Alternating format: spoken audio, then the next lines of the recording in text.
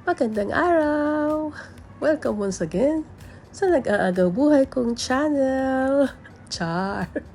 Musta kayo? Sa nakikita nyo naman, back to Doha na ako. Pero kung napapansin nyo, hindi ako nagpaparamdam kasi sobrang busy ako.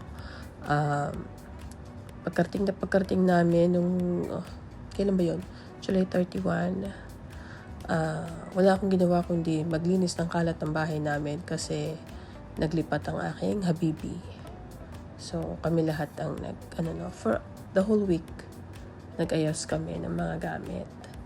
And then, inayos ko yung school ni Enzo, yung mga books niya, yung mga uniforms niya, and then, inayos ko pa rin yung vaccinations niya kasi nawawala yung kanyang baby book, so kailangan na yung magpa-test ulit.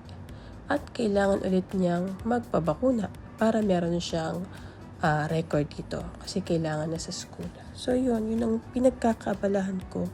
Kaya sobrang busy ako. Kung napapansin niyo, puro short videos lang ang na-upload ko.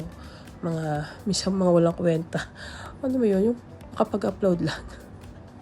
Ganun ang galawan ko dito. Hanggang ngayon, marami pa akong mga linisin. Marami pa akong ipapaayos. Kaya, eto na lang muna. So, ngayon nga, kasi kahapon lang kami nakabili ng gasol. Yun kasi dati naming tirahan for many years, naka-electric kami. So, wala na kaming yung gas tank.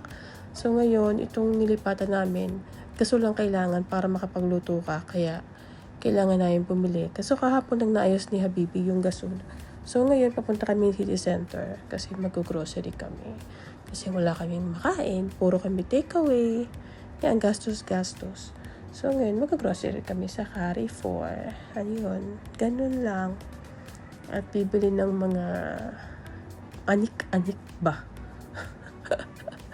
Ayan, yun ang aking update sa aking buhay-buhay. Naisipan ko lang talagang mag-video ngayon.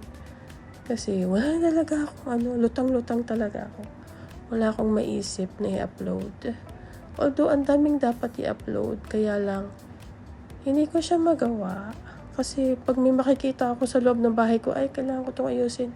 Pagkita ko to sa kabila, ay, kailangan ko pa itong ayusin. Tapos, tambak pa yung labada namin. Oh my gosh!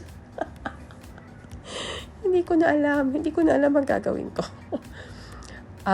After a week, papasok na sa school si Enzo. So, ayun, lalo ako mabibisi. Kaya, siguro, within yung whole week na darating, kailangan maayos ko na lahat. Para makapaglibang-libang din naman ako. Ayun, ganun lang. So, ayan. Salamat sa inyong pagtsatsaga sa akin. Hayaan nyo, babawi ako bukas. Ikakabit na yung internet namin. So, makakasupport na ako sa mga friends ko, mga YouTube friends ko. Makakasupport na ako sa inyo sa wakas after many weeks. Sana bukas matuloy na yung internet namin kasi puro data lang ginagamit ko. Ang bilis maubos. So, paano? Hanggang sa muli, maraming salamat sa inyo lahat. Mahal ko kayo. Paalam! Bye-bye!